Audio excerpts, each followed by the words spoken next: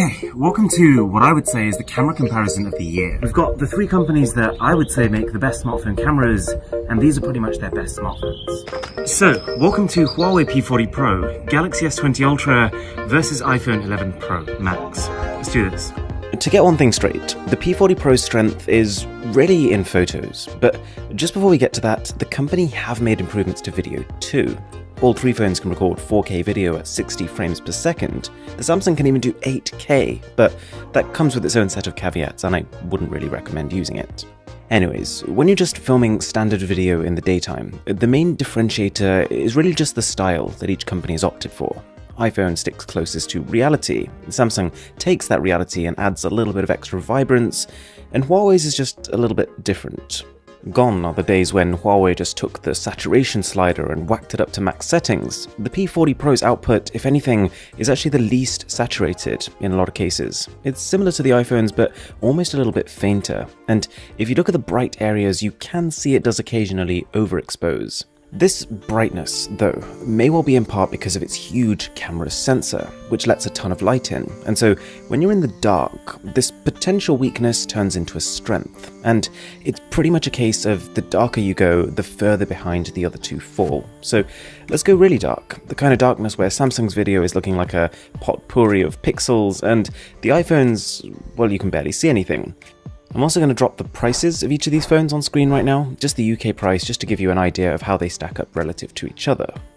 The P40 Pro is also very snappy when focusing. The phone has a new Octa phase detection autofocus system, but to be honest, the iPhone can keep up, and can actually do so with a smoother focusing system. Samsung's phone has improved since launch, but I mean, it's not great. And here's some selfie video. It's kind of amazing. We've got smartphones here that can take phenomenal video on their front cameras. And one of the first things you might be able to tell is that Huawei's dialed up the audio quality on their phones, and their AI noise reduction is now fantastic. Also, in this theme of things that Huawei's improved, you've got the fact that the company has really pushed the quality of its zoom and its ultra-wide, which you can see here, but they both come with slight caveats. For example, Huawei's using an ultra-wide camera built specifically to take cinematic video, and so the output looks great and really consistent with its main camera. Compare that to Samsung, where the quality falls and the phone kind of punches up the contrast to try and compensate. The trade-off for Huawei is that this ultra-wide isn't really ultra-wide. Okay, the zoom cameras add an even more interesting layer of complexity to this, because both Huawei and Samsung are fantastic. This right here is at 6 times magnification, and if you take a look at the ducks here, you can see that Huawei's even edges out Samsung's space zoom. Or, if you're one of those people, you could just screw it and zoom in 15 times. And it's cool that you can do that and still get, well, I wouldn't call it sharp video, but serviceable video. The iPhone keeps it together, but is noticeably less crisp than the other two. But here's the twist. You could argue that for most of the time you zoom, you'll probably be zooming 2 to 4 times, and in those cases, you'll actually get better quality from the iPhone. With the other two, we're not quite magnified enough to activate their telephoto cameras, so at this stage they're forced to just using digital zoom with their main cameras, and it's not pretty. Also, if you're enjoying this video, a sub would be amazing. Now, almost every clip you've seen so far was actually taken handheld. So you don't need telling that the stabilization is A+ on all three of these phones. But what if you start moving? Well, if you're filming at 4K resolution, a gentle walk is fine, it'll look good on all three. But if we up the pace, then the P40 and iPhone's footage starts to fall apart. It's just too much motion for them to handle. If you lower that resolution to 1080p, each phone improves, but Samsung is king of stabilization. I should say though, that what Huawei wants you to do with video is use its ultra-wide angle camera. That was built for situations like this, so if you switch to that, then even at 4K it does a pretty good job. Okay, so just before I get to slow motion, I'm itching to address the elephant in the room, photo quality, and this is where Huawei shines.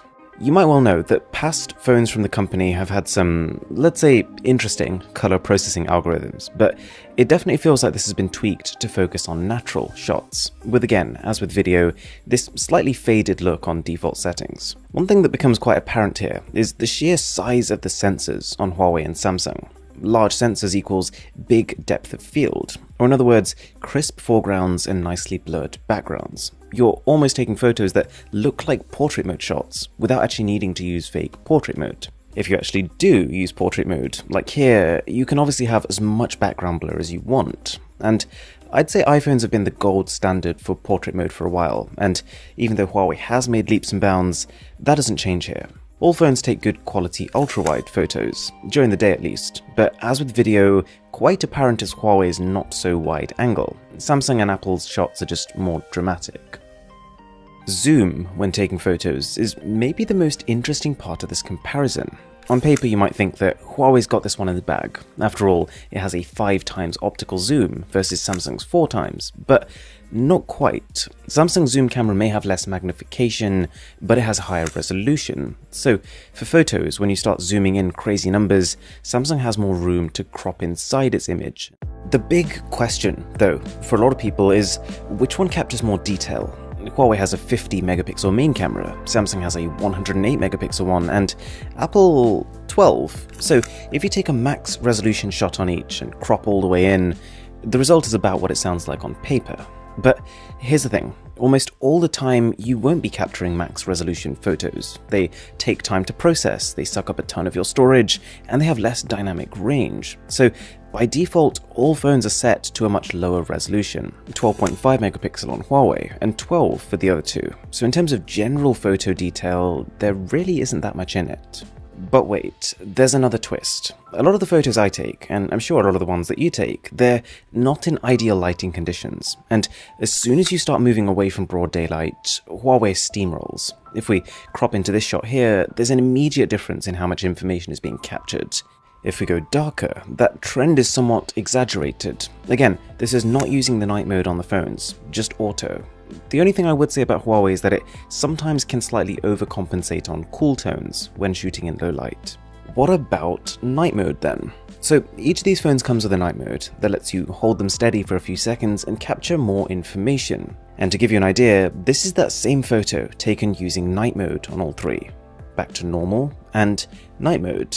You can probably tell the iPhone sees the biggest immediate gain from this piece of software, and Huawei's barely changes. So to reiterate, if you're just shooting on auto mode on all the phones, P40 feels like a literal generation ahead. If you are going to use night mode though, providing things aren't too dark, all three are great. And to be honest, which smartphone's photos you prefer is more of a style thing as opposed to one being explicitly better than the others.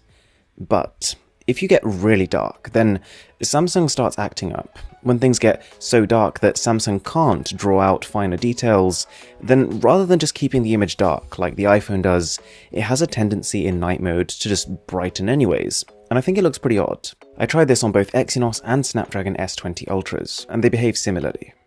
Now, this image was taken in almost pitch black. You can't tell, night mode on smartphones is getting good, but what I wanted to show here is how Huawei is focused on making all of its cameras good, not just its main one. For example, flicking into ultra-wide, the difference is just phenomenal, especially when compared to the iPhone. And I love this idea that I can use whichever lens I want to suit the shot I'm trying to capture, as opposed to feeling like I need to use my main camera because my ultra-wide sucks. The same goes for zoom. This is using the 5x zoom in pitch black. Like, I couldn't see what the P40 Pro is seeing right now. The S20 Ultra and iPhone aren't too pretty. However, there are two ways to deal with the dark. One is night mode, sure, but the other one is flash, and Huawei has added an insanely bright flash module onto its phone. Of course, bright is good, but if it's too bright and the software doesn't deal with it accordingly, you end up with photos like these. The camera tends to severely underexpose to try and compensate for the extra brightness. The detail is still there. If you manually brighten it, it looks good, but no matter how hard I tried to take this photo, it would always come out dark on Huawei. Alright, let's slow things down for a minute. Literally, all three phones can take slow motion footage to varying degrees. You've got continuous slow motion up to 240 frames per second, and I think on balance the iPhone takes the nicest looking slow motion footage. But the other two can do something that the iPhone can't. Shoot bursts of super slow motion footage. And you don't need telling that the P40 Pro has inherited the frankly nuts super slow motion from the Mate 30 Pro last year. It's so slow it is unreal. You could almost say it's borderline boring to watch, but with this kind of frame rate, your entire perspective on the world is different. Apple and Samsung also let you take slow motion on your front cameras. It's cool to have, I guess. I've not used it once outside of a testing environment. But that brings me to the front cameras generally, and it's never been a closer battle when it comes to selfies. Huawei edges out on detail, but for most people, I don't think that's a biggie for front-facing photos, and they've all got an awesome selfie portrait mode too. So, which phone do you think won? Huawei's phone is still on early software, so it might improve, but my current conclusion is that iPhone is still the king for video, but its lead is shrinking over its Android counterparts, and also that my favourite phone for photos is now the P40 Pro. Thanks a lot for watching, my name is Aaron, this is Mr. Who's the Boss, and I'll catch you in the next one.